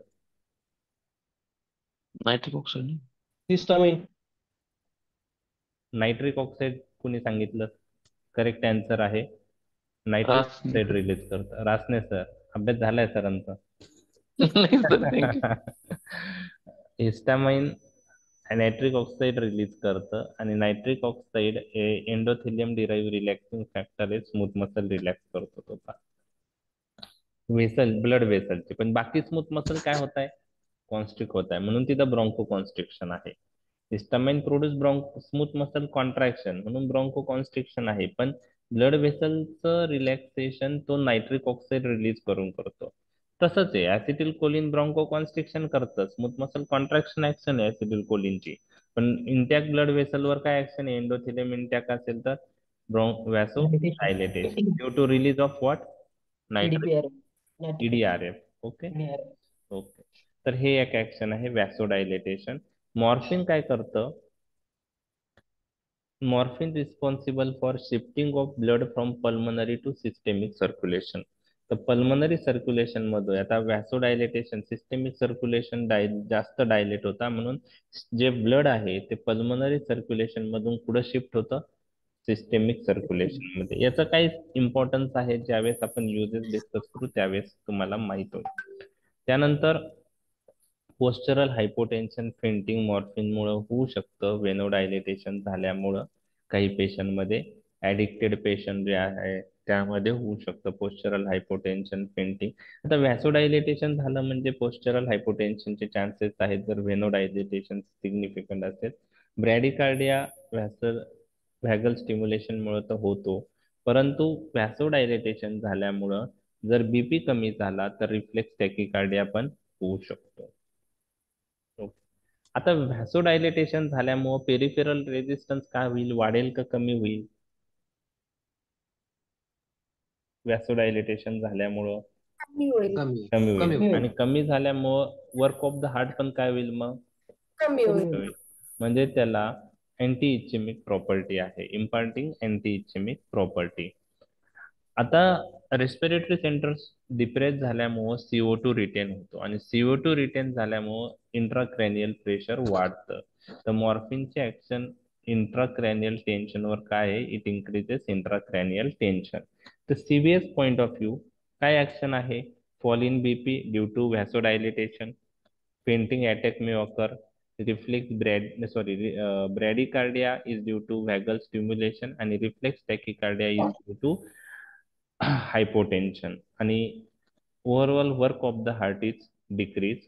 There is a shifting of blood from pulmonary circulation to systemic circulation. त्यामुळे मॉर्फिन हार्ट फेल्युअर मध्ये जेव्हा आपण यूज करतो, यूज मध्ये पाहणार आहे, त्यातलं एक रिझन आहे की ते पल्मनरी सर्क्युलेशन मधून फ्लुइड कुठे शिफ्ट करतं? सिस्टेमिक. म्हणजे पल्मनरी इडिमा जो आहे तो इम्प्रूव्ह होतो. तर एक रिझन ते आहे, नंतर आपण पाहणारच आहोत बाकीचे रिझन. आता GIT point of view already आपण डिस्कस केलंय. पहा, डायरिया मध्ये काय ऍक्शन आहे मॉर्फिनने? व्हॅसोडायलेटेशन. नाही, व्हॅसोडायलेटेशन आहे. GIT मध्ये गॅस्ट्रो इंटेस्टायनल ट्रॅक्ट, स्मूथ मसल काय होते? कॉन्स्ट्रिक्ट. पेरिसल्सिस डिक्रीज होतं. सिक्रेशन जे आहेत ते कमी होतात, म्हणजेच काय होईल? कॉन्स्टिपेशन. कोडिन कॉन्स्टिपेशन करतो, मॉर्फिन कॉन्स्टिपेशन करतो. तर GIT. आणि त्यामुळे आता बघा ना, अँटीमोटिलिटी ड्रग्स डायरियामध्ये कोणकोणते यूज होतात? आपण त्या दिवशी डिस्कस केलं मध्ये वाटतं. करतो पण कोडिन एक आहे, त्यानंतर लोपरामाइड आहे, आणि लोमोटिल मध्ये ड्रग्स कोणता आहे? डायफिनॉक्झिलेट. डायफिनॉक्झालेट बरोबर काय यूज करतो आपण लोमोटिल मध्ये? काय असतं? ॲट्रोपिन. कोणत्या डोसला असतं? Small dose, minimal dose of atropine. 0.025. तर अँटीमोटिलिटी ड्रग वर पण शॉर्ट नोट येऊ शकते. Codeine day to day clinical practice मध्ये अँटी मोटिलिटी म्हणून यूज करत नाही, कारण त्याला ॲब्यूज लायबिलिटी आहे. तुम्ही लोमोटिल ऐकला असेल यूज करताना. ओके, खूप, किंवा तुम्ही यूज केलेलाच असणार आहे. लोपरॅमाइड यूज केलेला असेल, पण कोडिन यूज केलाय का? नाही. नाही, कारण त्याला ॲब्यूज लायबिलिटी प्रॉपर्टी मेन्शन करणं आहे अँटीमोलिटी मध्ये, पण तो ॲब्यूज लायबिलिटी म्हणून यूज करत नाही. तर रेसिकॅडोट्रिल आणि लोपरॅमाइड मध्ये काय फरक आहे? तो अँटी सिक्रेटरी आहे रेसिसोडोट्रिल येस, आणि हा रेसिकॅडोट्रिल अँटी सिक्रिटरी आहे. हा अँटी मोटिलिटी मेन आहे, अँटी सिक्रिटरी पण प्रॉपर्टी आहे, पण रेसोकॅडिट्रिल बरोबर अँटी मोटिलिटी प्रॉपर्टी नाहीये. त्यामुळे तो त्यामुळे टॉक्सिक मेगाकोलनची जी रिस्क आहे ती रेसोकॅडिट्रिल बरोबर कमी आहे. अँटी मोटिलिटी ड्रग बरोबर टॉक्सिक मेगाकोलनचे चान्सेस असतात इन्फेक्टिव्ह डायरियामध्ये ते दिले तर, म्हणून चिल्ड्रन मध्ये ते जनरली लहान मुलात यूज करत नाही. ओके, त्यामध्ये रेसोकॅडोट्रिल आपण यूज करू शकतो. ओके, तर GIT पॉइंट ऑफ व्ह्यू, आता how they produce constipation effect ते मी तुमच्याशी डिस्कस करणार आहे. तुम्हाला ते इतकं लक्षात आलं, opioid analgesic drug produce constipation, morphine produce constipation, codeine produce constipation, पण कसं होतं हे? बरोबर आहे. मग हे ओपाइड रिसेप्टर GIT म्युकोजा किंवा न्यूरोनल प्लेक्झस जे असतं त्याच्यावर प्रेझेंट असतं, आणि हे ऍक्टिव्हेट झाल्यामुळं कॉन्स्टिपेशन होतं. Morphine exert marked effect on GI motility as well as on fluid dynamic across GI mucosa. तर constipation is a prominent future of morphine action. तर खूप सारे फॅक्टर्स आहे, 4 फॅक्टर्स मी तुमच्याशी डिस्कस करणार आहे. एक म्हणजे काय की पेरिस्टाल्सिस कमी होते, प्रोपल्सिव्ह मुवमेंट डिक्रीज होते, एवढंच लिहा. आता बुक्स मध्ये थोडं वेगळ्या लँग्वेज मध्ये डिस्कस केलेलं आहे. Morphine action it is directly on the intestine also and also in the CNS. त्याच्यामुळे काय होतं, टोन अँड सेगमेंटेशन इन्क्रीज होतं. टोन GIT स्मूथ मसलचा इन्क्रीज होतो, सेगमेंटेशन इन्क्रीज होतं, परंतु प्रोपल्सिव्ह मुवमेंट डिक्रीज होते. तर टोन वाढतो, प्रोपल्सिव्ह मुवमेंट कमी होते, ही ऍक्शन झाली. प्रोपल्सिव्ह मुवमेंट कमी झाली म्हणजे काय होतं की जे कंटेन आहे ते स्लोली पुढं पुढं जातं. त्याचबरोबर स्पिंक्टरवर स्पाझम होतं स्पिंक्टरचं, पायलोडिक स्पिंक्टर असू द्या, इलिओसिकल स्पिंक्टर असू द्या, अॅनल स्पिंक्टर असू द्या. Morphine produce spasm of the sphincter, म्हणजे पेरिस्टाल्सिस कमी होती, टोन वाढतो स्मूथ मसलचा, पेरिस्टाल्सिस कमी होती आणि स्पिंक्टर कॉन्स्ट्रिक्ट होतात. बरोबर आहे, ह्या 2 ऍक्शन झाल्या. तिसरं, जे गॅस्ट्रिक म्युकोझा आहे त्यातून सिक्रिशन जे आहे ल्युमेन मध्ये होणारं ते कमी होतं. Decrease in all gastrointestinal secretion due to reduction in movement of water and electrolyte from mucosa to lumen, म्हणजे म्युकोझा मध्ये ल्युमेन मध्ये फ्लुइड कमी रिलीज होतं, आणि फ्लुइड कमी रिलीज झाल्यामुळं फ्लुइड कंटेंट इंटेस्टाईन मधलं कमी झालं तर स्टूल हार्ड बनणार आहे, ती ऍक्शन झाली. आणि चौथं, पेरिस्टाल्सिस कमी झाल्यामुळं खूप वेळ गॅस इंटेस्टायनल कंटेंट हे इंटेस्टाईन मध्येच राहतं. ओके, आणि त्याच्यामुळं म्युकोजाला टाइम मिळतो for absorption of the fluid which is present in the stool, आणि स्टूल मधलं फ्लुइड ऍब्सॉर्ब झालं तर स्टूल परत हार्ड होणार आहे. म्हणजे हे 4 ऍक्शन तुमच्याशी मी डिस्कस केल्यात. एक, टोन आणि सेगमेंटेशन वाढतं पण पेरिस्टाल्सिस डिक्रीज होते, स्पिंक्टर्स कॉन्स्ट्रिक्ट होतात, gastric secretion gastrointestinal secretion decrease होतं, आणि absorption of the fluid from lumen into the mucosa increase होतं, आणि ह्या सर्वांमुळे कॉन्स्टिपेशन डेव्हलप होतं. Plus indifference to the defecation reflex, म्हणजे ऍडिक्टेड पेशंटला तर हे दिसून, हा पॉइंट इम्पॉर्टंटच आहे. Indifference to the defecation reflex, म्हणजे डिफिकेशन रिफ्लेक्स येतो पण inattention to the defecation reflex, मग ते अटेंडच करत नाही, म्हणजे डिफिकेशन रिफ्लेक्स जरी आला तरी पेशंट जात नाही. तर यामुळं कॉन्स्टिपेशन डेव्हलप होतं. आणि बेसिक इम्पॉर्टंट पॉइंट तुम्हाला लक्षात ठेवायचा आहे, मिओसिस आणि कॉन्स्टिपेशन ह्या 2 ऍक्शन आहे, याला टॉलरन्स डेव्हलप होत नाही. म्हणजे ही ऍक्शन त्या पेशंट मध्ये येणारच आहे. म्हणून मॉर्फिन पॉइझनिंग मध्ये कॉन्स्टिपेशन आणि मिओसिस हे पेशंट मध्ये दिसणारच आहे तुम्हाला. मिओसिस आणि कॉन्स्टिपेशन ह्या दोन ऍक्शन मॉर्फिनच्या त्याला टोलरन्स डेव्हलप होत नाही. ओके. GIT. अदर स्मूथ मसलवर काय ऍक्शन्स आहे? तर बिलियरी ट्रॅक मध्ये morphine responsible for spasm of sphincter of Oddi. Okay. Sphincter of Oddi माहिती आहे का तुम्हाला? पुढं असतं. Common bile duct. Yes. Bile duct जिथं इंटेस्टाईन मध्ये ओपन होतो त्याला स्पिंक्टर ऑफ ओडी म्हणतात. आणि तो जर स्पाझम झालं त्याचं तर इंट्राबिलियरी प्रेशर काय होईल? वाढेल. आणि त्याच्यामुळे बिलियरी कोलिक होऊ शकतं. तर मॉर्फिनचा एक ड्रॉबॅक आहे, तो बिलियरी कोलिक करतो आणि त्यासाठी आपल्याला मग कॅल्शियम चॅनल ब्लॉकर, नायट्रेट्स पण यूज करावं लागतात. Urinary bladder. युरिनरी ब्लॅडरवर फार वेगळी ऍक्शन आहे पहा.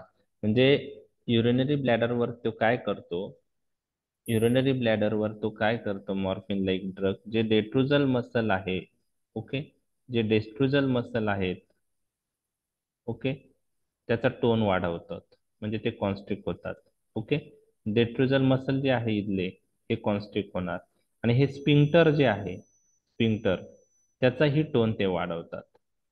आता डेस्ट्रोजल मसलचा टोन वाढला म्हणजे डेस्ट्रोजल मसल कॉन्स्ट्रिक्ट झालं आणि खालचं स्पिंक्टर पण कॉन्स्ट्रिक्ट झालं तर काय होईल?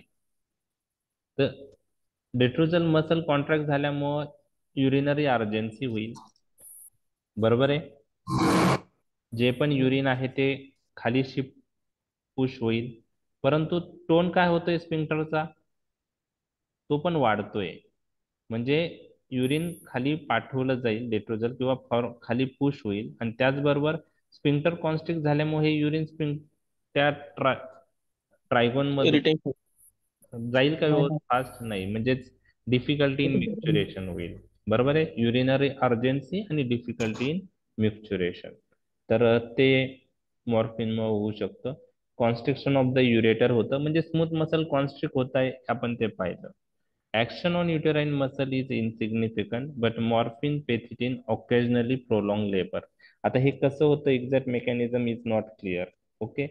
लेबर कसं प्रोलॉंग करतात? कारण काही ठिकाणी स्मूथ मसल कॉन्ट्रॅक्ट होत आहे. युटेराइन स्मूथ मसल इथं मॉर्फिन पेथिडिन म्हणजे लेबर प्रोलॉंग करतायत. तर त्याचं एक्झॅक्ट रिझन क्लिअर नाही. एनसेडची ऍक्शन काय होती? ते पण लेबर काय करत होते? प्रोलॉंग. करत होते. ओके. ब्रॉन्कायवर काय ऍक्शन असेल? Bronchoconstriction. Bronchoconstriction. Very good. Histamine release मुळे. ओके. आता फार्मेकोकायनेटिक पार्ट मॉर्फिनचा काही महत्वाचा नाहीये, तो आपण डिस्कस करूया. एक्झाम पॉइंट ऑफ व्ह्यू महत्वाचा नाहीये. एक मिनिट.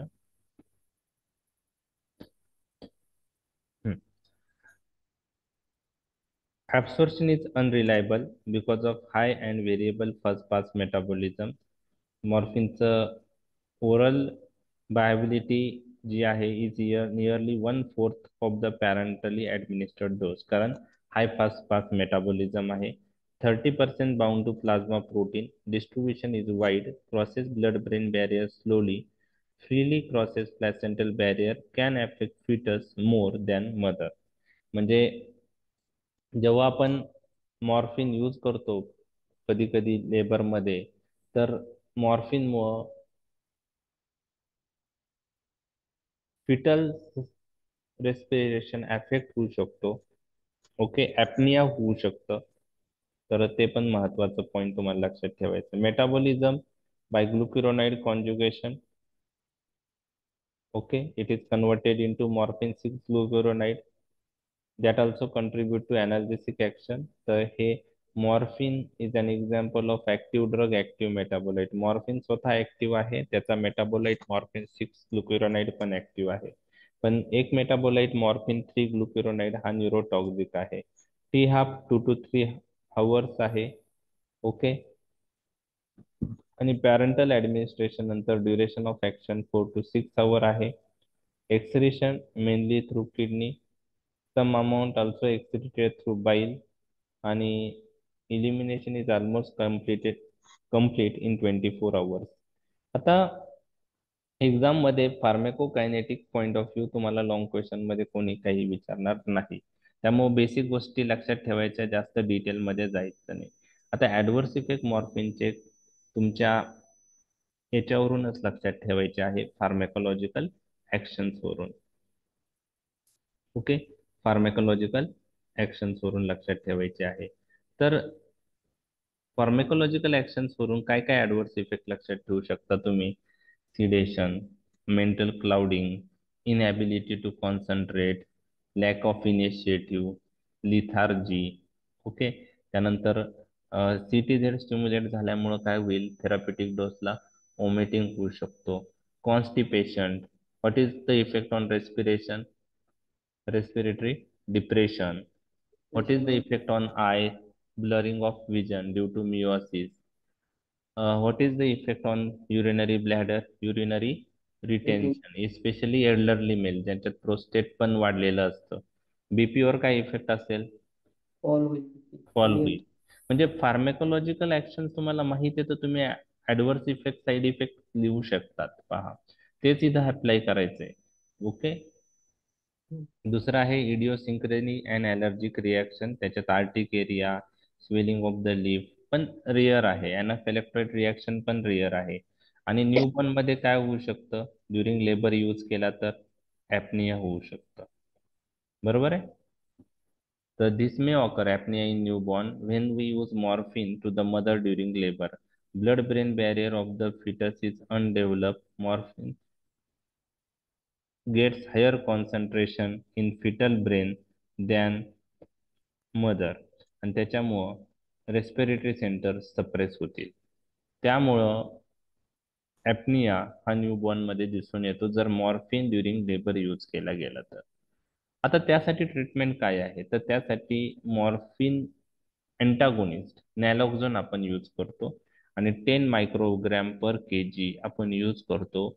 आणि we have to administrate in umbilical cord. Umbilical cord मधून देतो. म्हणजे कोणता ड्रग अम्बिलिकल कॉर्ड मधून देतात हे लक्षात ठेवा. नॅलोक्झोन 10 मायक्रोग्रॅम पर kg. ओके, आता याच्यात MCQ आहे, नॅलोक्झोन इज ए ओपाइड अँटागोनिस्ट.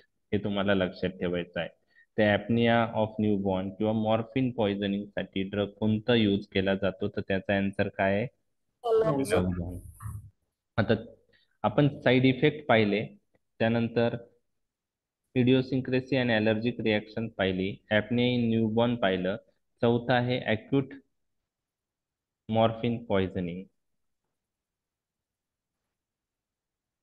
तर मॉर्फिन पॉइझनिंग एक तर ऍक्सिडेंटल असू शकते, सुसाइडल असू शकते, किंवा जे ड्रग अब्युजर्स आहेत त्यामध्ये दिसून येते. ओके, जे नॉन टॉलरंट पर्सन आहेत त्यात 50 मिलीग्राम डोसही टॉक्सिक इफेक्ट देऊ शकतो. ह्युमन लिथल डोस हा 250 मिलीग्राम आहे. मॅनिफेस्टेशन काय आहे पॉइझनिंगचे? फार्मेकोलॉजिकल ऍक्शन्स एक्सटेंड होणार आहे. ओके, त्यामध्ये stupor, coma, flaccidity, shallow and occasional breathing, cyanosis, respiratory centre depress झाल्यामुळं रेस्पिरेशन शालो किंवा ओकेजनल ब्रीदिंग आहे, रेस्पिरेटरी रेट कमी होतो, पिन पॉइंट पीपील आहे, फॉल इन बीपी आहे, पेशंट शॉक मध्ये जाऊ शकतो, कन्व्हर्जन मध्ये जाणार, कोमा, आणि death is due to respiratory paralysis. तर ट्रीटमेंट काय आहे त्याची मॉर्फिन पॉइझनिंगची? तर मॉर्फिन पॉइझनिंग मध्ये पहिले आपल्याला दोन गोष्टी फार महत्वाच्या आहेत. एक मेंटेनन्स ऑफ रेस्पिरेशन आणि दुसरा मेंटेनन्स ऑफ ब्लड प्रेशर. मग मेंटेनन्स ऑफ रेस्पिरेशन साठी आपल्याला पॉझिटिव्ह प्रेशर रेस्पिरेशनची गरज असते, म्हणजे त्यासाठी आपण व्हेंटिलेटर सपोर्ट देऊ शकतो. आणि मेंटेनन्स ऑफ बीपी साठी IV फ्लुइड आणि व्हॅसोकॉन्स्ट्रिक्टरची गरज असते. म्हणजे सिम्पटमॅटिक ट्रीटमेंटमध्ये पहिले बीपी आणि रेस्पिरेशन जे आहे ते इम्प्रूव्ह करणं महत्वाचं आहे. त्यामुळं पेशंटला सिम्पटमॅटिक ट्रीटमेंटमध्ये रेस्पिरेटरी सपोर्ट द्या, बीपी मेंटेन करा. लक्षात आलं? ओके, आता नेक्स्ट काय आहे? gastric lavage. Gastric lavage should be done with potassium permanganate to remove unabsorbed drug. आता फार महत्वाचा पॉइंट मी आता डिस्कस करणार आहे. Lavage is indicated even when morphine has been injected. याचा अर्थ काय? गॅस्ट्रिक लवाज ओरली दिला तर करतो आपण, बरोबर आहे. हो. पॅरेंटली जरी आपण मॉर्फिन दिला तरी पण गॅस्ट्रिक लवाज करा म्हणतात. त्याचं रिझन्स काय आहे? नाही, एंटरोहिपॅटिक सर्क्युलेशन नाहीये. मॉर्फिन जेव्हा आपण पॅरेंटली देतो, ओके, मॉर्फिन जेव्हा आपण पॅरेंटली देतो तेव्हा मॉर्फिन जो आहे तो सर्क्युलेशन मधून स्टमक मध्ये एंटर होतो. कशात एंटर होतो? स्टमक मध्ये. आता हे म्हणजे कसं होतं, काय होतं, त्यात आपण डिटेल मध्ये जाणार नाही. आणि स्टमक मध्ये एंटर झाल्यानंतर स्टमक मधून परत तो स्मॉल इंटेस्टाइन मध्ये येऊ आणि स्मॉल इंटेस्टाइन मधून ऍब्सॉर्ब होऊ शकतो परत सर्क्युलेशन मध्ये. लक्षात आलं? मग आता पॅरेंटली जर मॉर्फिन पेशंटने घेतलाय, पॉइझनिंग आहे, तर त्यामध्ये मॉर्फिन स्टमक मध्ये येण्याचे चान्सेस वाढतात आणि स्टमक मधून तो नेक्स्ट पुढे जाणार आहे स्मॉल इंटेस्टाइन मध्ये. स्टमक मध्ये आला, सर्क्युलेशन मधून स्टमक मध्ये आला, स्टमक मधून कुठे जाणार आहे? स्मॉल इंटेस्टाइन मध्ये. आणि स्मॉल इंटेस्टाइन मधून परत काय होऊ शकतो? तो सर्क्युलेशन मध्ये. सर्क्युलेशन. मग ते टाळण्यासाठी आपण स्टमक मध्ये आला की गॅस्ट्रिक लवज करून टाकायचं. लक्षात आलं? हा बेसिक ड्रग आहे बघा, बेसिक ड्रग आहे. तो स्टमक मधून ऍब्सॉर्ब तर होणार नाही, पण तो स्टमक मधून जेव्हा इंटेस्टाइन मध्ये येतो तो basic drug alkaline pH unionise form मध्ये कन्वर्ट होणार आणि स्मॉल इंटेस्टाइन मधून ऍब्सॉर्ब होऊ शकतो. म्हणून lavage is indicated even when morphine has been injected. आणि gastric lavage should be done with KMnO4 potassium permanganate to remove unabsorb poisoning. आता हे वायवात विचारतात, रेअरली विचारलं जातं. फक्त तुम्हाला माहित पाहिजे, जरी पॅरेंटली मॉर्फिन दिलं तरी आपण गॅस्ट्रिक लवाज करतो. लक्षात आलं? आणि अँटीडोट काय आहे morphine पॉइझनिंगला? नॅलेक्झॉन. 0.4 to 0.8 mg IV repeated every 2 to 3 minutes till respiration picks up is the specific antagonist of choice because it acts rapidly, does not have any agonistic action. Okay. Due to short duration of action, naloxone should be repeated every 1 to 4 hours according to the response. Naloxone is a antagonist on all opioid receptor. That's why it is the best drug to treat morphine poisoning. Okay. 0.4 to 0.8 mg IV आपण देतो आणि every 2 to 3 minute repeat करायचं जोपर्यंत respiration काय होत नाही, वाढत नाही. लक्षात आलं? आणि त्यानंतर पेशंट स्टेबल झाले तर किती तासांनी यूज करायचं? 1 ते 4 तासांनी according to the response repeat करू शकतो. तर MCQ, drug of choice for acute morphine poisoning. Answer is naloxone. Now, what is naloxone?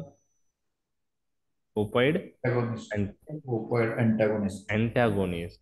Opioid antagonist. Antagonist. ठीक आहे.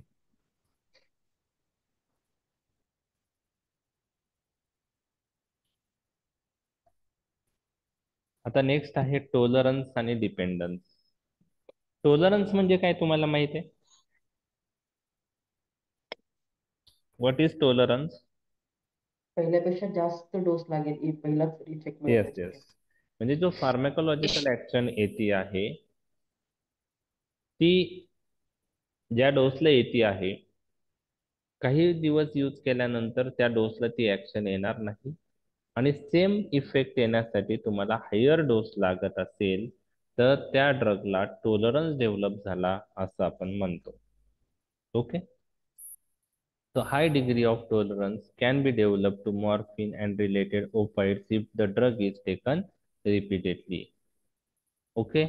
आता याच्यामध्ये डिटेल मध्ये जायचं नाही कोणत्या टाईपचा आहे काय. It is partly pharmacokinetic due to enhanced rate of metabolism, but mainly pharmacodynamic. Tolerance सगळ्या ऍक्शनला डेव्हलप होतो एक्सेप्ट कोणत्या ऍक्शनला डेव्हलप होत नाही, हा एक MCQ आहे. तर ऑलरेडी मी 2 ऍक्शन तुम्हाला सांगितले. कोणत्या? मिओसिस, कॉन्स्टिपेशन आणि अजून एक आहे प्रो कन्व्हर्जंट ऍक्शन. ह्या 3 ऍक्शनला टॉलरन्स डेव्हलप होत नाही, हे तुम्हाला माहीतच पाहिजे MCQ साठी. मिओसिस, कॉन्स्टिपेशन आणि pro conversion action. Larger doses जर रिपीटेड यूज केले तर टॉलरन्स डेव्हलप रॅपिडली होतो. Adult tolerate morphine in grams. Lethal dose is markedly increase in addict. Cross tolerance among opioids is also high. एका ओपाइड एनाल्जेसिकला tolerance develop झाला तर दुसऱ्याला पण तो होतो, त्याला क्रॉस टॉलरन्स असं म्हणतात. ओके. त्याचप्रमाणे मॉर्फिन हा CNS डिप्रेशन ड्रग आहे. मॉर्फिनला टॉलरन्स डेव्हलप झाला तर बाकीच्या ओपाइड एनाल्जेसिकलाही टॉलरन्स डेव्हलप होतो, ते पाहिलंच आपण. परंतु बाकी CNS डिप्रेशन ड्रगलाही टॉलरन्स डेव्हलप होऊ शकतो. ओके. त्यानंतर डिपेंडन्स. मॉर्फिनला अब्यूज लायबिलिटी प्रॉपर्टी आहे आणि this is the major limitation for the use of in case we want to use morphine. त्यामुळं मॉर्फिन कॉमनली यूज होत नाही अब्यूज लायबिलिटीची रिस्क असल्यामुळं. काही सेंटरला यूज होतो परंतु अंडर ऑब्झर्वेशन, त्याचे प्रोटोकॉल्स आहेत. मॉर्फिन किती यूज केलं जातं ICU सेटअप मध्ये तर त्याचं रेकॉर्ड ठेवलं जातं. Okay. Morphine abuse is higher among medical paramedical personnel because they have easier access to the drug. Okay. आता पहिले मिडल एज ग्रुप मध्ये जास्त दिसून यायचं, परंतु आता यंगर एज मध्ये पण ऍडिक्शन दिसून येतं. मग अशा पेशंट मध्ये ज्यांना मॉर्फिन ऍडिक्शन डेव्हलप झालेलं आहे, अशा पेशंट मध्ये मॉर्फिन सडनली स्टॉप केलं तर काय होईल? विड्रॉल मध्ये जातील.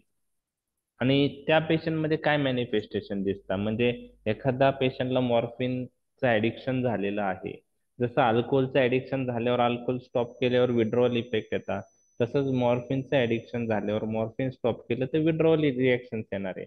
मग त्यात lacrimation, sweating, yawning, anxiety, fear, restlessness, aggression, goose flesh, स्किनचे जे केस आहेत आपले, ते केसच कडक होणं, mydriasis, tremor, insomnia, abdominal colic, diarrhoea, dehydration, rise in BP, palpitation, rapid weight loss हे मॅनिफेस्टेशन दिसतात. या मॅनिफेस्टेशन मध्ये जर तुम्ही पाहिलं तर मॉर्फिनच्या ऍक्शनच्या काही विरुद्ध ऍक्शनचं का? मिड्रासिस होतं, ॲब्डोमिनल कोलिक, डायरिया. आता अनाल्जेसिक मधून यूज करतो पण abdominal colic, diarrhoea, rise in BP, okay, palpitation, तर हे सगळे मॅनिफेस्टेशन विड्रॉल मध्ये दिसून येते. आता मॉर्फिन विड्रॉलचा पेशंट असेल तर मॅनेज कसा करायचा?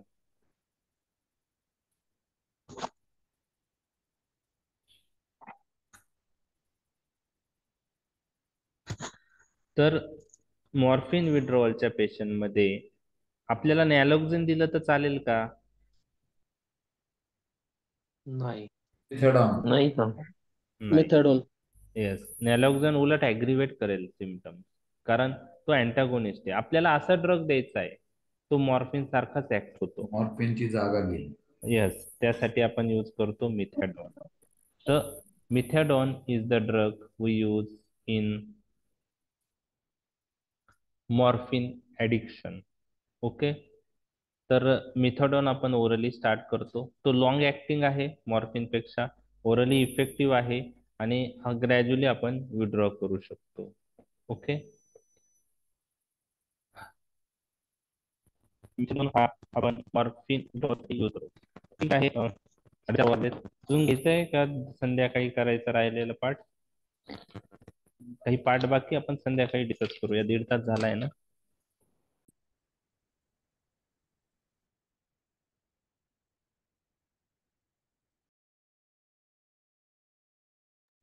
हा हॅलो, आवाज येतोय? हा आता येतो हो आला सर. मध्ये काय झालं? मध्ये मध्ये ते नेटवर्क प्रॉब्लेम झालता. तर आपला प्रिकॉशन कॉन्ट्रा इंडिकेशन्स पार्ट आपला बाकी आहे आणि युजेस बाकी आहे आणि बाकी ओपाइड अनालिसिस आपल्याला डिस्कस करायचे. तर precaution and Contra indication me complete करून घेतो पहिले, किंवा आपण काय करूया, संध्याकाळच्या याच्या सेशन मध्ये कंप्लीट करूया, म्हणजे तेवढा पार्ट बरोबर 1 सव्वा तासात आपला संपत. प्रिकॉशन कॉन्ट्रा इंडिकेशन्स आहेत, अदर ओपेड अनालिसिस आहेत आणि युजेस ऑफ मॉर्फिन आहे. मॉर्फिन आणि पेथिडिन, पेथिडिन नावाचा ड्रग यूज केलाय का तुम्ही? पेथिडिन यूज केलाय? हो सर. कशासाठी? मायोकार्डियल इन्फेक्शन मायोकार्डियल इन्फेक्शन साठी. Okay. analgesia, strong analgesia, analysis. Okay. especially in cardiac cases. Cardiac पोर- केस आता यूज होतं का मॉर्फिन लाईक? नाही सर, मिळतच नाही आता, बँड आहे. नाहीये. ओके. नाल्फिन मिळतं त्याच्याऐवजी. कोणता? नाल्फिन. नार्फिन. ओके. फोर्टविन फिनार्गन देतात सर, जास्तच पेन असेल तर. 14 फिनार्गन. पेंटाझोसिन. पेंटाझोसिन 14 पेंटाझोसिन. पण आता pain point of view GTN पण कमी करतं ना पेन? नाही सर, ते तर जीटीएन वगैरे सगळं लावतो सर आपण ओरली, किंवा ट्रिप पण चालू असते, पण काही पेशंटचं इतकं जास्त पेन असते की ते सिरियस करावं लागते त्यांना, म्हणून ते 14 फिनार्गन देतात. झोपलं तर कंटिन्यू पेशंटची अँझायटी कमीच नाही होत त्याचं ते. आणि स्टॅबिलिटीसाठी त्याला थोडं सिडेशन दिलं की तो कोऑपरेट करतो. ओके. त्याचा रेस्टलेसनेस पण कमी होतो. ओके. यंग असेल तर कुठे करतात. ओके. ठीक आहे. राहिलेला पार्ट आपण काय करूया, पेंटाझोसिन म्हणले का तुम्ही? फोर्टविन मध्ये तेच आहे ना? पेंटाझोसिन. वॉर्फिन इज पेंटाझोसिन. ओके, ठीक आहे. चालेल, आपण राहिलेला पार्ट 10 वाजता बघूया. आता 4:30 वाजलेले आहेत. आता मला फक्त जस्ट एक मिनिट.